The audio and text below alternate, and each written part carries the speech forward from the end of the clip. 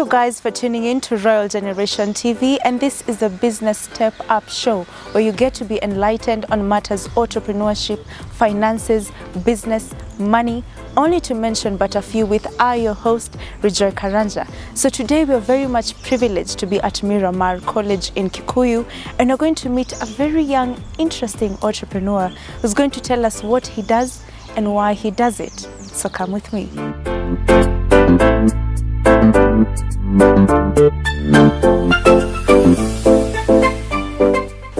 Hello everyone, my name is Ndeven Jonathan. By profession, I'm an entrepreneur and a strategist, and I'm also an agripreneur by passion, practice and experience. I'm an entrepreneur also by practice, an enterprise consultant. I'm a certified trainer and a business mentor. But for the last 5 years, I've been into agribusiness development because that's where much of my passion is. And we've been looking at ways of producing food for the population, for the growing population, because our population keeps growing, and we need to find ways to feed the population that is growing. And the land that we are that is not growing or does not grow proportionally with the population. So we have been doing a modern method of farming called hydroponic farming. We've been training people on hydroponic farming and also consulting on hydroponic farming, and as well as connecting the farmers with the market.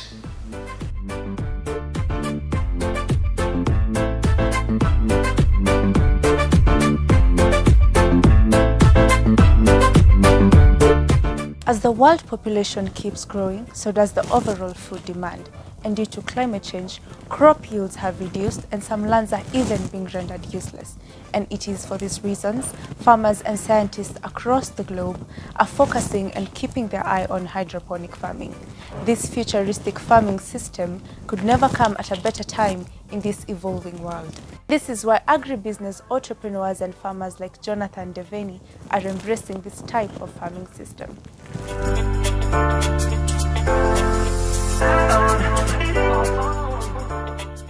The first thing when we get in our greenhouses, we clean ourselves, we wash our hands, then we also disinfect our legs, because we are producing food and we need to ensure the safety and health of the consumer.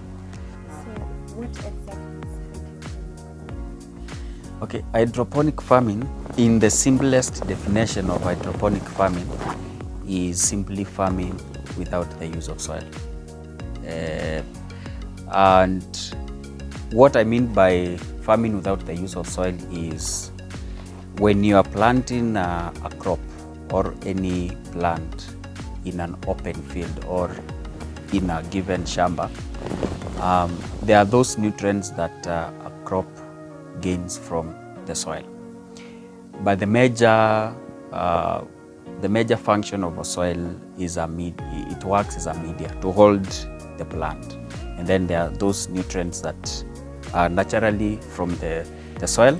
And then as you grow your crop, you start supplying nutrients. And that's why you find your fertilizers, the DAP, CN, and other fertilizer and any other nutrient that you feed your crop while it is growing. Now, hydroponic farming is where you withdraw soil and you get another alternative of media that will hold your plant. And then you now supply the nutrients that the plant gains from the soil in a soluble form or in water. So there are around 17 nutrients that are used by a plant it's growing, and it depends with the type of the plant. So in hydroponic, we use mostly what we refer as coco peat, and an example of coco peat is what we have used in this type. Cocoa peat, this one, it's stacked together, but as you can see, it's not soil. You can't even tell what it is, what is holding. So cocoa peat is as a result of a crushed coconut. See the coconut shell? It is crushed, and then that powder is the one we call cocoa peat. It is one of the medias that are used. Another media that we use is what we refer to as pumice, which comes from volcanic eruption. We are going to see in another greenhouse. So that is what we use, and then now to hold the plant. And then now we have the nutrients, we mix them in water, and then now we feed the plant those nutrients. So that helps to minimize diseases, infection to the plants, and also you are able to control the growth of your crop, and you are able to increase yields. And so hydroponic is one major method of farming, modern method of farming, and it has actually been used a lot in Israel. So it's taking roots in Africa. So we have borrowed from Israel what they have been trying to do and produce in food, so that we can also produce food in our continent.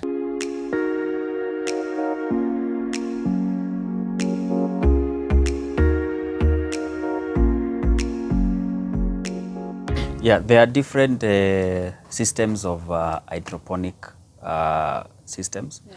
First of all, building the hydroponic greenhouse, you construct it like any other greenhouse. So the difference comes with the setup inside. So you have different setups of hydroponic system. We have what we call the A structure. And this is an example of the A structure. If you look how the structure is set up, looks like an A.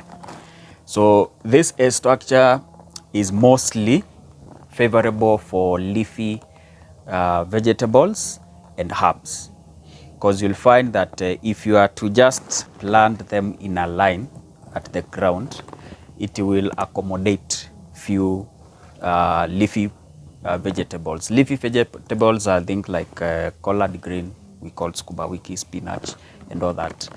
So you find that some vegetables, if you are doing it commercially, you maximize your income by having multiple or growing as many plants as possible.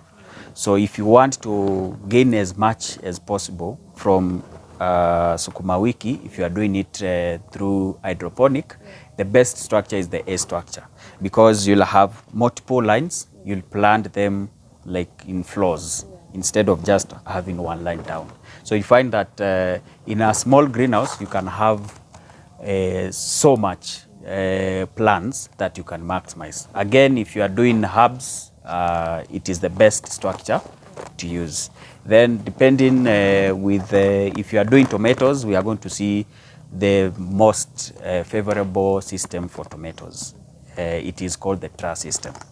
And we also have another one called the NFT, nutrient film technique. That one is best again for leafy vegetables. It is actually pipes like these ones, but they are put like in they are just flat. It's like you have something that you are putting, I'll call it a mesa. So you have pipes, as many pipes as possible, and then you are able to feed them in that. But mostly what we have been using, what we found working for us is the A structure and the Trough system.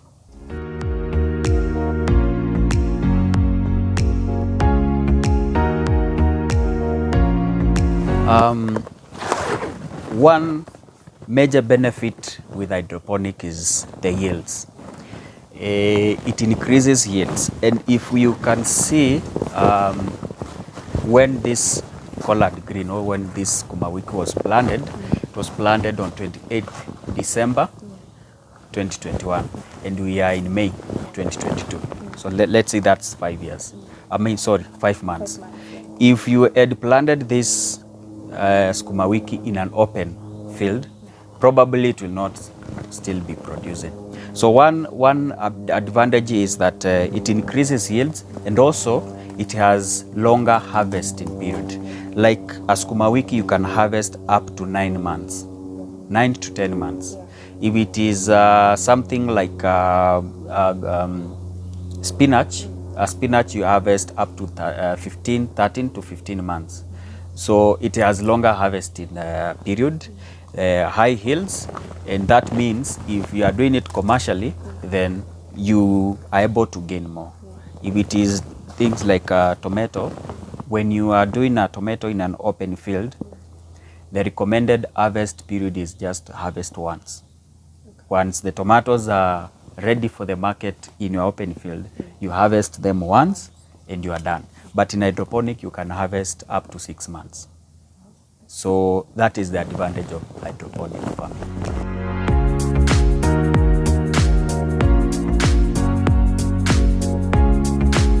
Because it is a greenhouse like any other, where from looking from outside, you're able to control pests and diseases.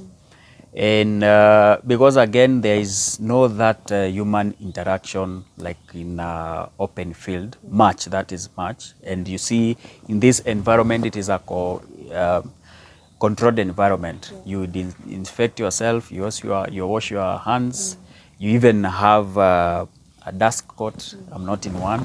So you find that in a hydroponic, you are able to control pests and diseases. You don't end up spraying every week insecticides or fungicides as if the plant was outside.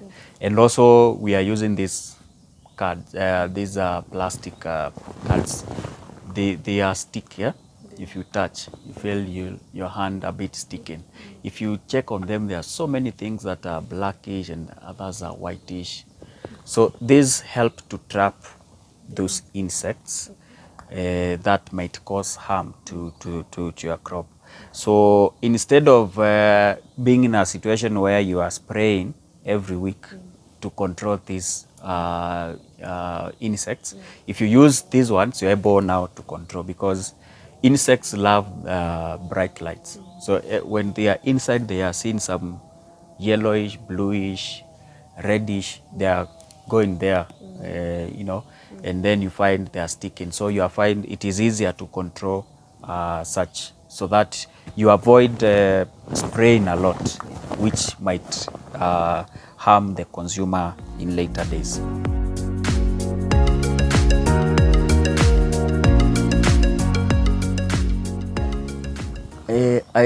Hydroponic does not get affected by the climate change, because as I've mentioned, we've borrowed a lot from Israel, and we know the climate of Israel.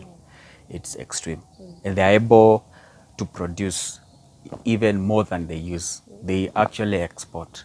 So in hydroponic, it doesn't get affected by the changes of weather, whether it has rained or not. What you need, just have water and a space, not necessarily a shamba. You can even do it anywhere, even in the roof of your house, because what you need is a space. Then also it reserves water. These pipes, these are the watering pipes, the ones that brings water to the pipes. And when this water gets here, it goes slowly at the end, and then it is collected with another pipe. Then it is taken to another tank. So you'll find it's like you are recycling the water. So the water that you release from up there comes and feeds the plant, then it gets collected, then it's pumped back to that tank. So you find that 80% of the water that is released to the plants is collected back. So you find it reserves water very well. So it's really functionable in places where there's it is functional to the places with water shortage.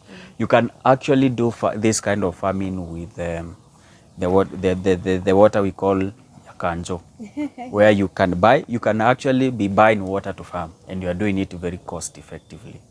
Yeah, because you will keep collecting that water back. When you see that it has gone a little bit down, you just add the nutrients to the water and so on. So it will reserve water very well, and you'll be able to do your farming throughout the year without having to say a season has come, there is no water, the climate is like this and so on. Hydroponic farming comes with many advantages as opposed to the normal traditional farming, from increased crop yields due to the long harvesting period and reduced pests and diseases because these plants get into no contact with soil and are in more controlled environment. Need I forget that it is hardly affected by climate change since it does not rely on seasons or weather to grow. Mr. Jonathan explains further on the major benefits of hydroponic farming.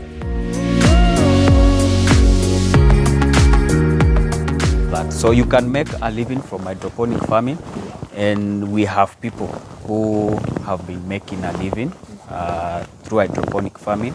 We've trained them. There are those who have decided to set greenhouses to farm different crops. There are those who have decided they are going to produce the seeds, what we call the propagation, and so on. So you can make a living very well in hydroponic farming in the most easiest way, because as I've said, it doesn't need a shamba. What you need is a space.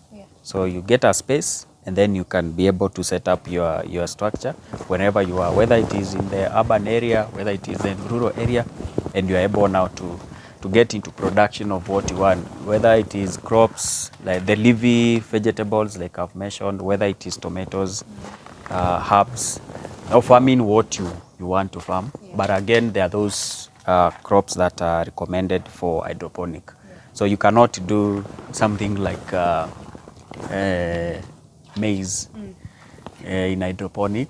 You cannot do things like onions. They can grow hydroponically, but looking at the economical sense of it, it might not work, because having onions in such a space, and onion is something that you need to produce in mass so that you can make more money.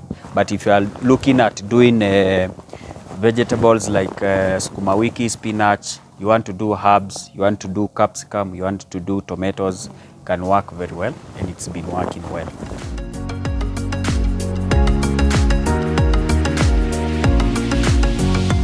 There are challenges that you might get with hydroponic farming. Challenge number one is that you can fail miserably in hydroponic farming, or you can lose a lot of money in hydroponic farming, and not just in hydroponic farming, it's any other kind of farming. First of all, we have seen many people and heard many people who have made a lot of money in hydroponic, in farming generally.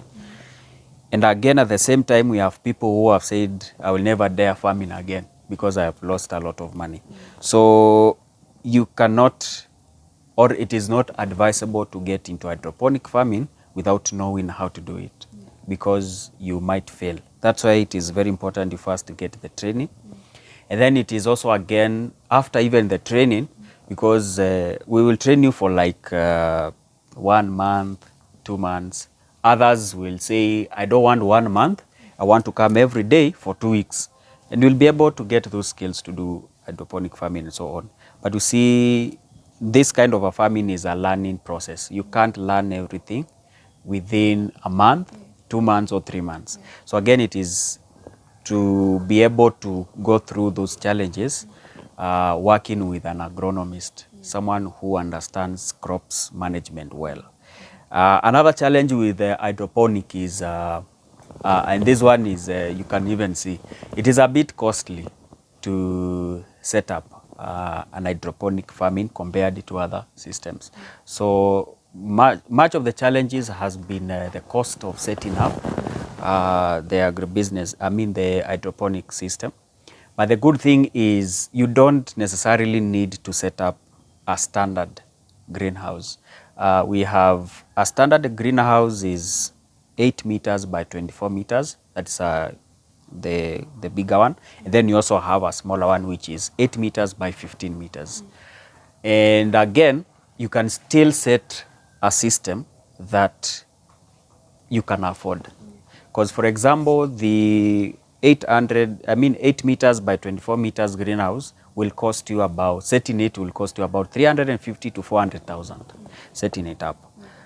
And then, but that does not mean if you really want to do it, you must get that money. You can even set up a system with 200,000, 100,000, you have 50,000, you can still set up with the amount that you have, and you can cut cost. Because again, it depends with where you are getting your materials. You don't have to start with the metallic as we are doing. You can still do it with timber and so on to reduce cost. So the major challenge has been in hydroponic has been the setting cost or the initial capital to set up the system.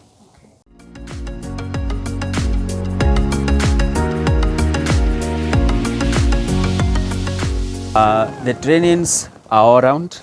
We don't have an intake like colleges or universities. It is the good thing is we tailor-made the training. There are those trainings that we do. If we have a huge number of people, we do them in a training center. We train them for like 3 months. They come 2 days a week. We come like Monday and Tuesday. Then you wait until next week, Monday and Tuesday, because the trainings are very technical. You do a little bit of theory and then you come and do practical. So you find that the training is like 60 to 70% practicals and 30% is the theory, because there are a few concepts that you need to understand. And someone will say, I want to know everything that you can farm in hydroponic, and then I will decide. So we'll say, okay, it will take you this number of hours, and then we will structure the training for you and we'll train. You can come, we train you at our center. We can come and train you where you are, because there are people who are maybe in Mombasa, we can't afford it to come. But we normally, even if we are training you from where you are, maybe you are in Mombasa, Kisumu, Uganda, Tanzania, Rwanda, or whichever country we are, it is important you find time to, even if you'll come for 1 day to just see. And it is important before even you start the training to just come and see the setup, what you are going to learn, and maybe go back and think again, is there something that I want to do? Am I excited about agribusiness? There are people who are excited about agribusiness, not that they want to. So you find that, and those are the people who make a lot of mistakes. They end up losing hope in agriculture because they were excited of the stories that they have heard from other people, how they are doing well and so on. And also soon we are going to, when Corona came, when COVID-19 struck, we had some people we were training, and then we did kind of a piloting with them if it can work online, and we realized we can train online. So soon we'll be training online, offering online training. We'll structure it in a way that we train the theory online, and then now we set up for practicals or farm visit days to come and see. You've been told something called pumice, you come and see what is pumice. You have told there is this nutrient, what is that nutrient, and so on. So that's how our training are always in a continuous process. Yeah.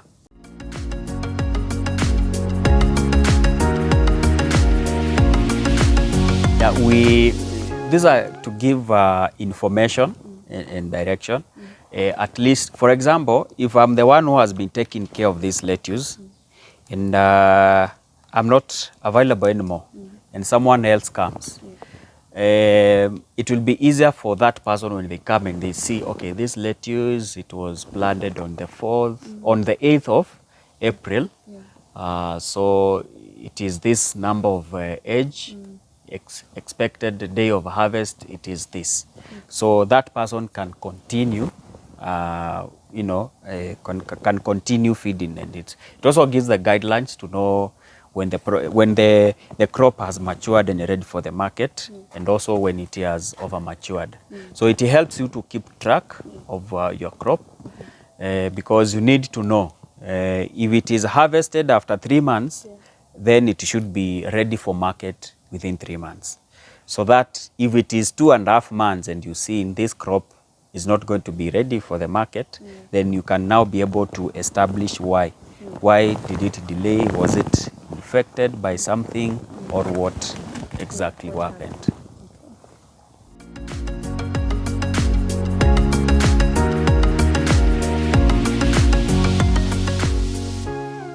We were very excited with the Big Four agenda by the government when they talked of food security. And this is one way to ensure we have food security in our country, and we have enough food. We still don't produce enough, and we need to find ways to produce enough.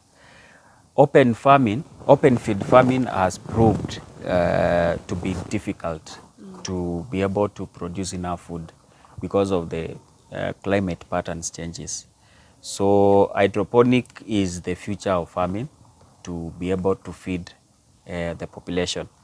We are getting to an era whereby, and we've seen mostly people are doing home gardening.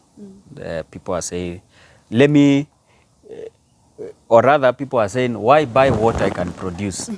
So if I have a space, I can produce kuma wiki, I can produce lettuce, I can produce spinach, a few herbs and so on. So let me produce them and then go to the market and buy kitungu or something else. So the future, as far as food security is concerned and food production is concerned, lies in such kind of farming, the hydroponic farming.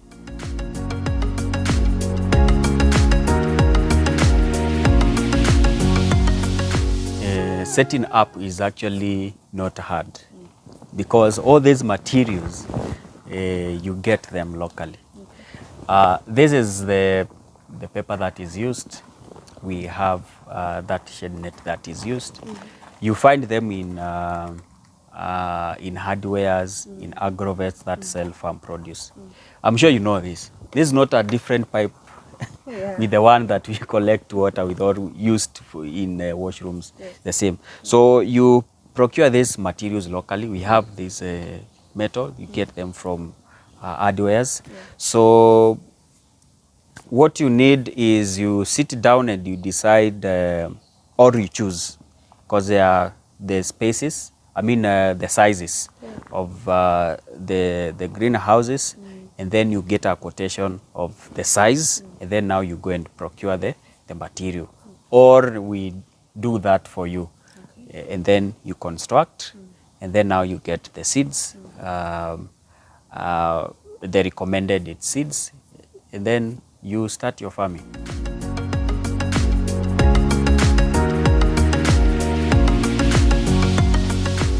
So the reason number one why we have to have the ballast, this kokoto here, is because the plant should never come into a contact with soil, because we've eliminated soil.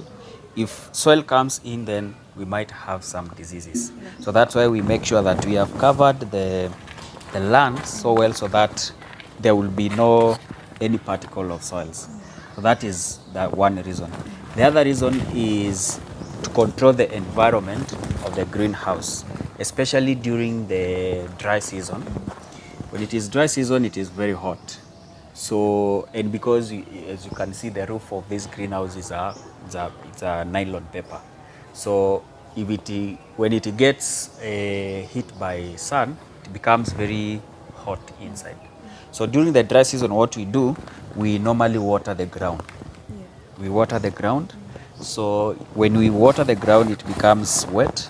So the ballast helps to keep the environment cool. These spinaches were planted on the 21st June last year. 2021. So on 21st next month, they will be completing 12 months. Remember when I said that crops like spinach and I said that you can harvest spinach for 13 to 15 months. So you can see we are getting into the 12th month. We can still continue harvesting until it is 15 months. And that's one advantage I said about hydroponic farming. You can harvest. The harvest period is long. And you can see, without even being told how old the spinach is, you can see the stem. The stem shows you how long the spinach has been into harvest. So that is one advantage of hydroponic. The harvest period, you can harvest for longer period. These ones are about 8 months now. The kales, these are about 8 months, and we are still harvesting them. So that is one advantage with hydroponic farming. The harvesting period is longer than when you are farming in an open field.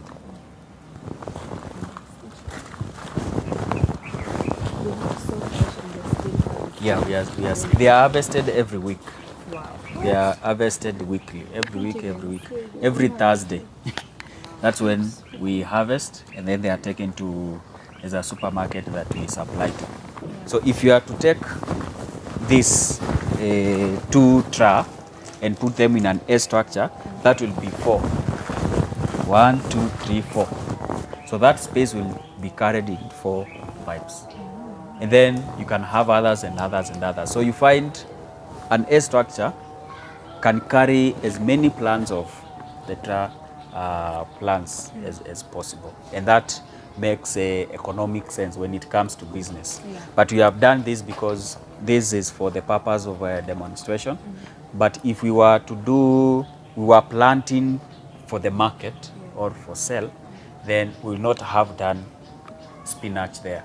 We'll do them here. And you'll find that, you find that in one greenhouse like this one, you can have like 2 lines of A structure like these ones can carry up to 2,000 plants. If you go and do 2,000 plants in an open field, it's a huge piece of land. But just in 2 rows, you have like 2,000 plants of your sukuma wiki or of your spinach. Then now these are the feeding pipes. When you are feeding, you just switch on. There are 2 pumps in hydroponic systems. So there is one pump that pumps the water from the intake tank to the plants, and then there is another pump that pumps water from the collection tank up to the intake tank. So this is the pump that helps bring water from the feeding tank. And again, with hydroponic, even someone who is 80 years old can do it, because what you need with this system, you just switch on, and then the pump starts now bringing water into the pipes, and you are able to feed the plants.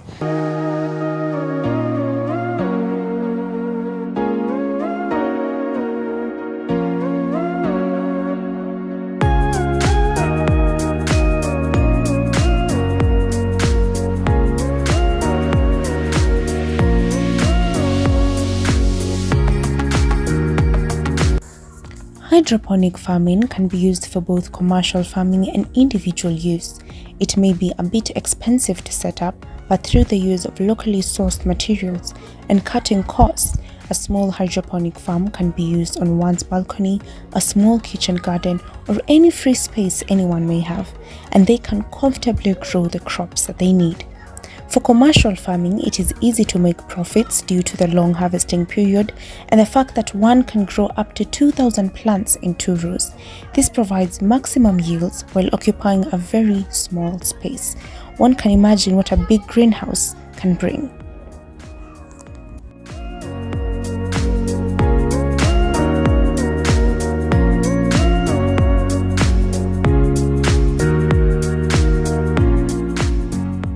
Now we are in greenhouse number 2, and as you can see, the setup is very different, and Mr. Jonathan is going to explain to us. It is very different from the other one. So which system is this? Okay, this is what we've called the Trough system. It is called the Trough system because what you are using to hold your media is something we call the Trough. This one is a plastic made from. It's called the Trough system. And as I said, from the other side, the systems are set based on what you want to farm. So you'll realize there are some vegetables like fruiting vegetables like tomatoes. Because they have fruits, they are very heavy. They become heavier as they grow. So you can't plant them or you can't farm them in a stairs kind of method. So they are going to fall off. So you find that something like tomatoes and capsicum, they fit well in this setup. It's called the Trough system. And what is used in the Trough system mostly is what we call the pumice. This is what we call the pumice. It is very light. It is very, very light. We get the pumice from Mount Longonot because it is one of our volcanic mountain. We get from it. The reason why we use cocoa peat is because it keeps moisture for long. You can see like this one. Find this one. This is pumice. It keeps moisture and water for long. This one was watered yesterday morning, and you can see it is still wet. So it keeps water for long. And then it is one of a media which is not inert. So inert means it does not react because there are others that will react, and then reactions with the nutrients might lead to or might harm the crop. So we use pumice. It is again cheap. It is not expensive. Yeah. And then so what you just need is to you clean it after you have done your harvest, and you do that. So you find for example in a greenhouse of 24 meters by 8 meters can carry 1,200 plants of tomatoes. And these tomatoes, these ones are about 2 months old. We are going to see the day they were planted. And those 1,200 tomatoes, when you start harvesting them, you can harvest up to 6 months. In a nutshell, one greenhouse can give you 15 to 18 tons of tomatoes by the time you are done harvesting. What other crops can be planted through the trough system? You see everything that we have seen at the A structure, the herbs, the sukuma wiki, the spinach, you can still plant them in this system. But now, if for example you are to plant sukuma wiki in this structure, if you are doing it for domestic use, for home consumption, you can do it. Actually, most people, if they are doing it for home consumption, you find that there is one line they have done tomatoes, another line capsicum, another line spinach, another line herbs. But now, if you are doing it commercially, if you do the calculations in terms of the returns on investment, you'll find that if you are to do sukuma wiki in this system, they will not give you as much money as you'll get if you are doing it in a structure, because in a structure it will carry many or more plants. Then so that's why it the most recommended for tomatoes and capsicum, what we call fruiting vegetables. We have tomatoes, capsicum, cucumber, and all that.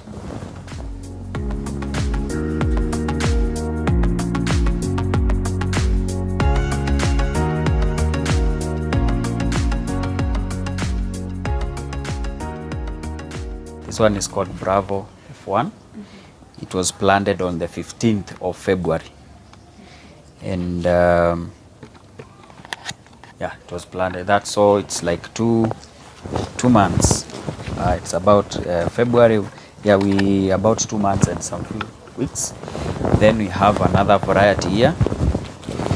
It is called the Fusarok F1. And then there's another common variety called Anna F1 that we plant. So again, when you are doing like tomatoes in a greenhouse, there are those recommended varieties that does well in a greenhouse than in an open field. We have this cover to prevent any possible soil coming from above, because it should never come into contact with soil.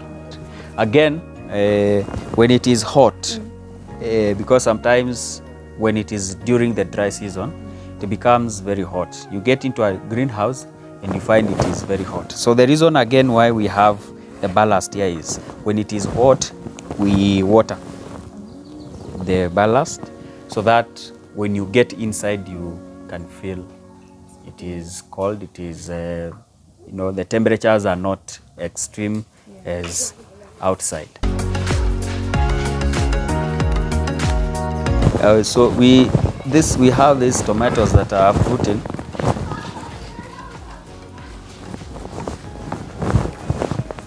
So you can have this and cook with it in the evening. But you see, this tomato can be here for up to 2 weeks.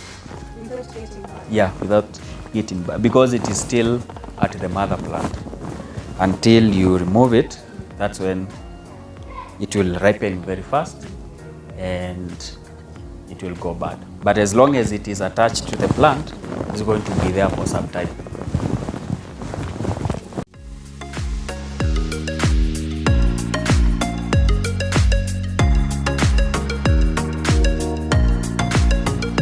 This is now the propagation greenhouse. So actually this is where we start from before we transfer the whatever we want to plant to the main greenhouse. So we propagate them from here. These are the propagating trays. They come in this form, mostly plastic. And what we have used here is now the cocoa pit. You can see this one, you can see the color because it has not been here for long. So you can see it is the coconut shell that has been crushed. So this is where we propagate, and then when now they are ready for the transplanting, you just now go and transplant either in the cups or in the pumice. So from the word go, the plant should never come into contact with soil. From the beginning, from the seed, when you are opening that seed to propagate. So we propagate here, then now we transfer to the greenhouse. And nowadays there are also other people who are in the business of propagating. They don't have the hydroponic greenhouses. What they are doing is to propagate for the other farmers, because this one you can still farm it in the soil. You can still transfer it and farm in the soil. And the good thing of using this method to propagate is because if you look at the germination here, you will struggle to find an empty hole here. You will struggle to find an empty space. It's like all of them, they are very few. So you'll find like 99.9% they germinate. Though this method of propagation is it's very effective, and it gives you the high rate of germination compared to the seed bed that you do outside. And that's why you find even now most farmers have migrated from using the propagating from the seed bed outside to this, because the germination rate will be very, very high. So this is where we start from. We propagate here. See, these are growing. And that's why you saw we have placards there. Those placards, all those items that we've indicated, the day this crop was planted and the expected harvest day. So that will help you to know when now can I propagate, so that once I'm facing off those ones, I can be able to plant them. So you can see we have sukuma wiki here, we have spinach coming up, so that as we face off those ones, we are able to plant others. These are the feeding. This is the feeding system. So those moments that we have propagated in all the beds, instead of using this one jerrycan to water, now these ones we've been watering with a jerrycan because there are not many.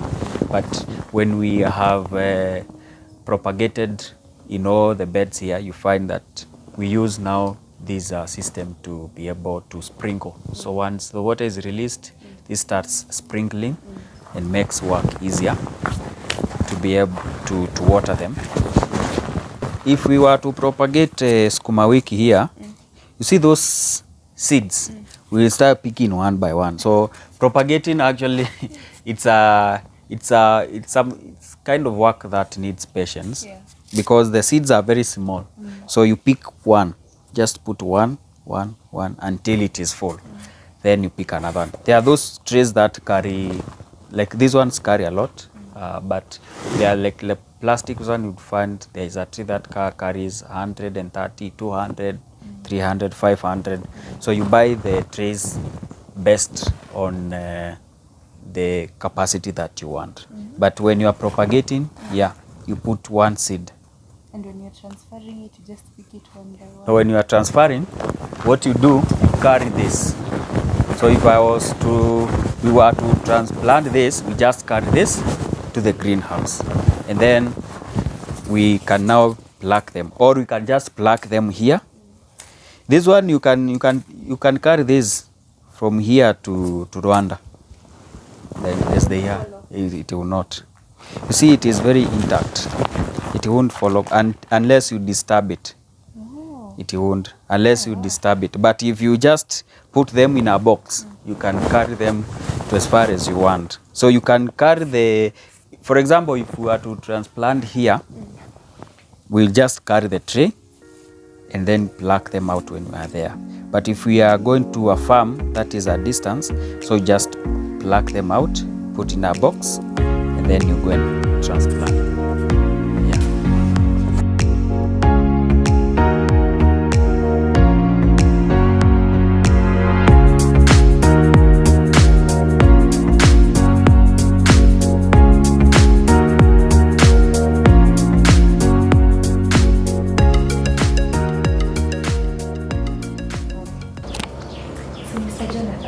You've done agribusiness for close to 5 years now. And I think you've interacted with a lot of people in the area, including your partners. Tell us more about your partners. We have done hydroponic for 5 years now. And about the partners, those are the people who have been helping us to reach to the trainees or beneficiaries. That we've had funded programs, because training hydroponic is not that cheap. The training fee is close to 40,000 when we are training anyone.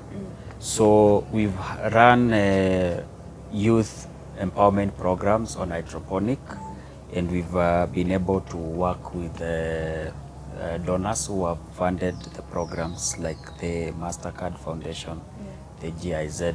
So in the past, we've been able to work with them. We have also worked with a few county governments to fund the programs. So they pay the training fee, and then we are able to train the youths on hydroponic farming, so that they can be able to create jobs through agribusiness.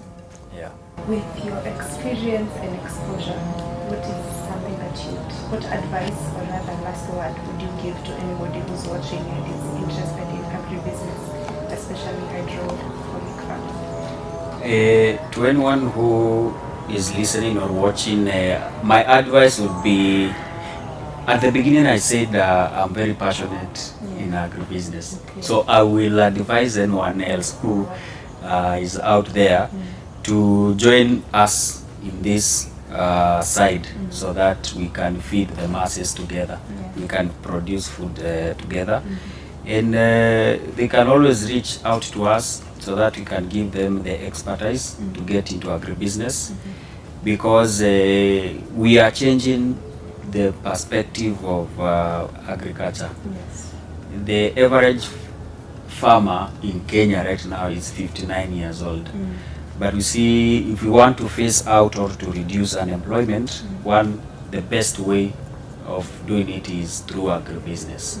So we approach farming from the business perspective. So whichever kind of farming that you are doing, but we show you how to do that farming as a business. And I am happy because those 5 years that we have done, we have seen so many young people who are interested in agribusiness, and they have been trained, they have the expertise, the skills, and there are those who are now producing crops and vegetables to the market, and they have employed themselves. So it is one way of creating jobs, and that's why we've gone out to look for donors, so that we can be able to reach more and more young people, so that if they are able to fund the program, or rather those who have been funded past, because we've worked with donors until 2021. You can reach me through my email address, which is jndeveni@gmail.com. You can call me through 0708 625 605, and then we can be able to have a conversation.